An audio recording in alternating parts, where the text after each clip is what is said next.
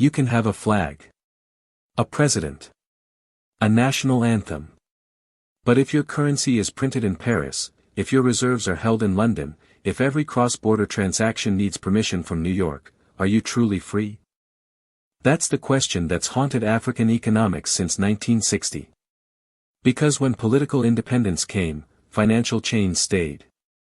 A domestic worker in New York sends $500 home, and loses nearly $50 in fees and taxes. A country rich in oil must still convert to dollars to buy medicine. And when interest rates rise in Washington, African currencies crash. This isn't coincidence. It's design. And for 65 years, there's been no exit. Until now. Because in October 2024, 185 countries plugged into a new system. One that doesn't require permission from Washington, Paris, or London. For the first time since independence, the global south has another door. And Africa, finally, has the chance to walk through it. If this is what they don't want you to know, leave a like. In October 2024, the BRICS summit in Kazan barely made headlines. Western media focused on who showed up, who didn't. But something else happened.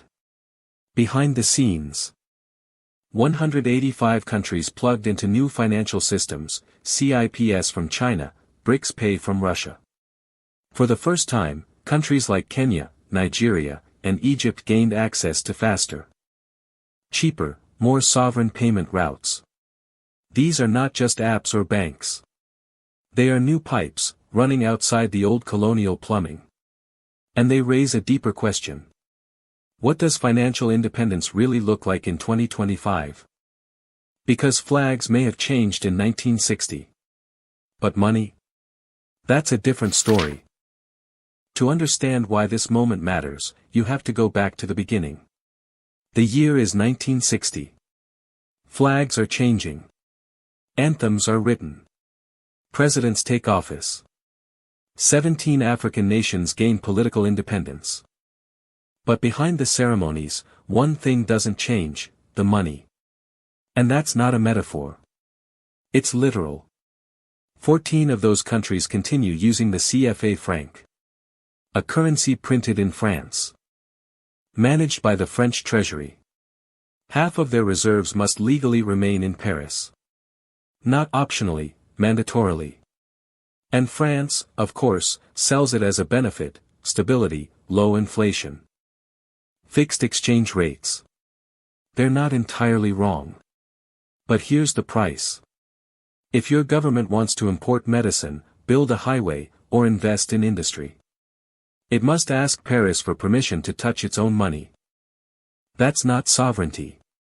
That's supervised allowance. Now shift to the rest of Africa, those not using CFA. Their trap is different. The US dollar. Global commodities, oil, wheat, copper, are all priced in dollars. So when Nigeria sells oil, it gets paid in dollars. But if it wants to buy turbines from China or pharmaceuticals from India, it has to convert dollars to yuan. Or rupees. Losing money both ways. Even if neither buyer nor seller is American. The dollar sits in the middle like a toll booth operator, collecting its cut. Like trying to buy from your neighbor, but needing to rent the landlord's money just to walk across the yard. This wasn't an evil masterplan. It evolved. After World War II, America was 50% of global GDP. SWIFT was built around New York and London. That system fit the world in 1950. But in 2025, it fits Africa like a noose. And the cost? Numbers don't lie, especially when they hurt. The average remittance fee to sub-Saharan Africa is 8%. The highest in the world. Not because African banks are inefficient, but because every transaction must route through correspondent banks in New York or London. That's not corruption. That's the plumbing. Now here's where it gets worse. Starting January 1, 2026, the U.S. will impose a 1% tax on all cash-based remittances. Western Union transfers. Money orders. Millions of African diaspora workers depend on these. Because they don't have easy access to bank transfers. They use corner stores, not corporate wires. A domestic worker in Brooklyn sends $500 a month to Lagos. She already loses $42 in transaction fees. Now she'll lose $5 more in tax. That's nearly 10% gone, every month. Nearly $570 a year, just to send love home. That's not financial freedom. That's a toll on poverty. And inside Africa, the system is just as cruel. When interest rates rise in Washington, global capital flees African currencies. The Naira drops 70%. The Ghanaian Cedi 60%. The Zambian Kwacha 55%.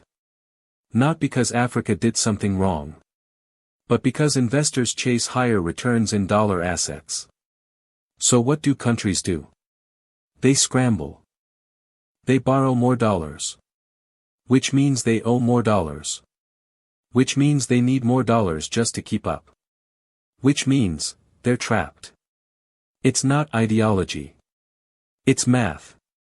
And it's been this way for decades. By early 2024, Kenya had just $6.8 billion in reserves. Barely enough to cover 3 months of imports. Egypt had fallen from $45 billion in 2011 to under $15 billion by 2023.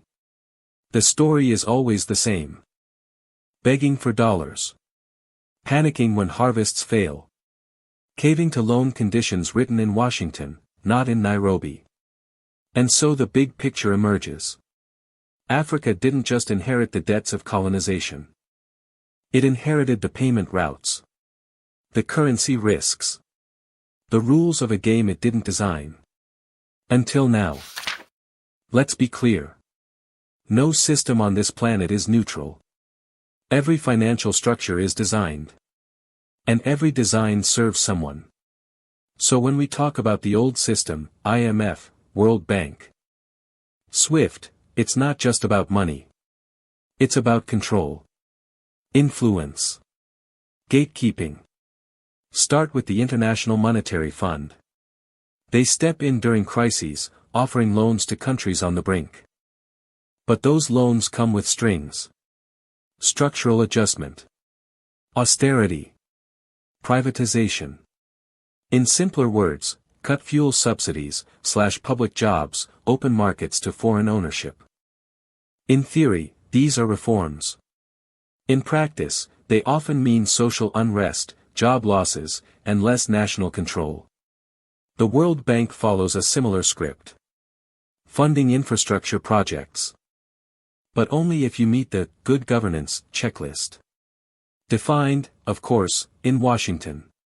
And then there's SWIFT, the global messaging system for cross-border transactions. It's not technically a U.S. institution, but it might as well be. Because the vast majority of global transactions route through American or European banks. Which means, oversight. Data. Leverage. When the U.S. sanctioned Iran or Russia, it didn't send tanks, it just removed them from the payment grid. Money stopped flowing. Businesses collapsed. No shots fired. That's the power of the pipes. And Africa's been at the mercy of those pipes for decades.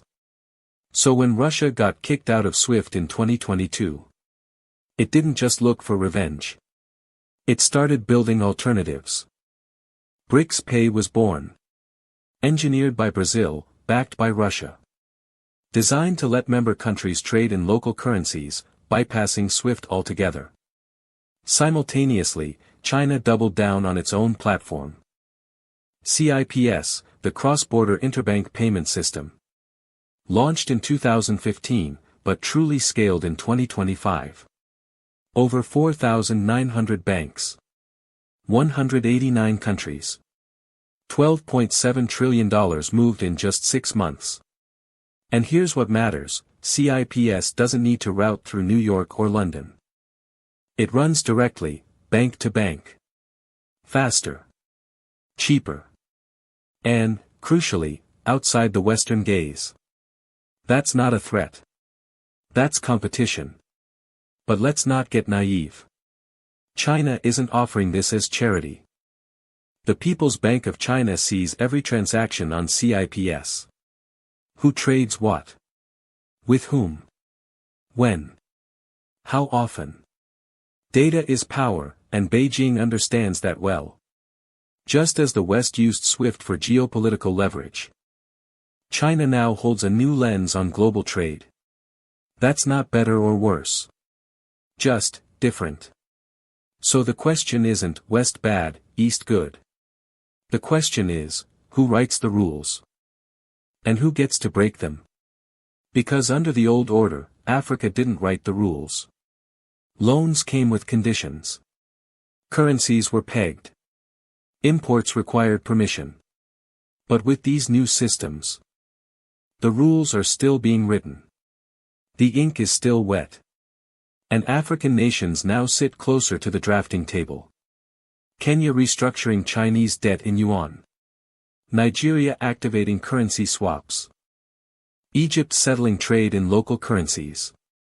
South Africa connecting directly through Standard Bank and Afreximbank. These aren't charity moves. They're power moves. Because in geopolitics, who you pay is just as important as who you vote for. Money moves shape alliances more than treaties do. But with every new system comes new power brokers. New centers of gravity. New dependencies. The IMF might push painful reforms. But at least its debt is transparent, its terms public. Chinese lending often comes with opacity. Collateralized with ports, railroads, and resources. And when things go wrong, arbitration happens behind closed doors. So again, this isn't salvation.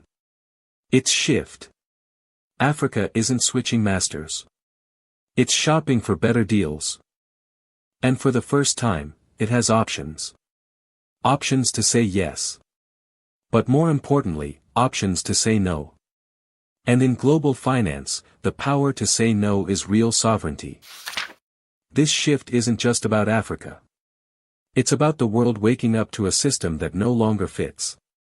Because the dollar trap didn't just snare Nigeria or Ghana. It held back Argentina, Lebanon, Sri Lanka. And the alternative wasn't a secret. It was locked behind access. Until October 2024, in Kazan, Russia. When 185 countries plugged into new pipes. CIPS. BRICS pay. Pan-African systems like PAPSS. They weren't just born that day. But they reached critical mass. Suddenly, countries from South America to Southeast Asia could trade without needing New York. India could pay for Russian oil in rupees. Brazil could sell grain to Egypt in reals. South Africa could finance trade with Kenya in rands. No dollars. No London sign-off. No IMF memo attached. And this is what terrifies the old powers. Because global finance was never just about liquidity. It was about leverage.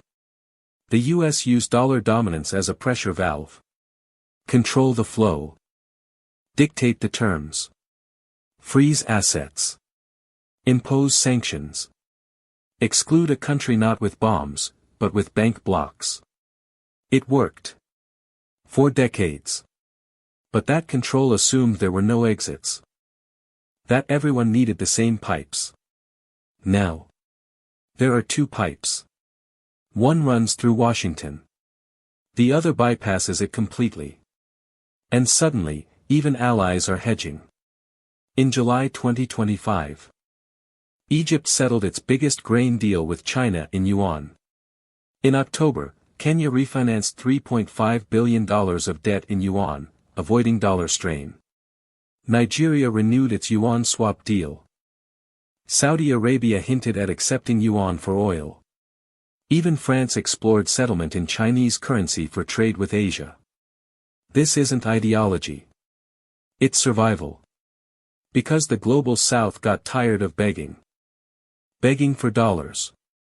Begging for waivers. Begging for inclusion. And they weren't alone.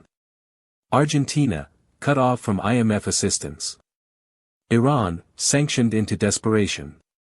Russia, frozen out of SWIFT. Venezuela, watching its reserves locked in Western banks. These countries didn't want a revolution. They just wanted oxygen. And BRICS gave them a valve. Not perfection. Not purity. But leverage. And with it, came a shift in tone. When Brazil designed BRICS Pay, it didn't just target geopolitics. It targeted friction, the hidden costs of dollar trade. Conversion fees. Delays. Data exposure. Systems where two non-American countries still had to use an American middleman. That middleman is now being skipped. And it's not just states. Businesses. Banks, even diasporas are adjusting. A Nigerian trader no longer waits 7 days for clearance through New York. A Brazilian exporter doesn't need to worry about dollar liquidity for African buyers. A South Asian freelancer gets paid directly, no 9% cut by Western intermediaries. This is decentralization, not in the blockchain sense, but in the geopolitical sense. Power is diffusing. If you believe this isn't coincidence, but design, drop a comment below. Because what's unfolding isn't random. It's long overdue. But here's the nuance. New pipes don't erase old problems. Corruption still corrodes budgets. Governance still matters. And CIPS, like SWIFT, sees everything. Just through a different lens. So the game didn't disappear. It just got 2 referees. Yet for Africa, and much of the global south, this is the first real seat at the table. Not as debtors. Not as aid recipients. But as system builders. And that, maybe for the first time since Bretton Woods, is new. The US knows it. Europe sees it.